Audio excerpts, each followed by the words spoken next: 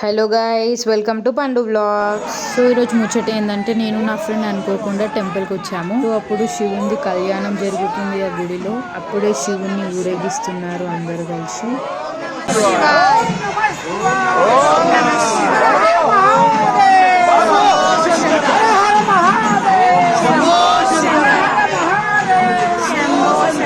So ఇక్కడ నేను సాక్షి కలిసి ఇక్కడ చెట్టు కింద దీపం ముట్టించాము. అసలు అనుకోకుండా వెళ్ళిపోయాం గుడికి నేను సాక్షి.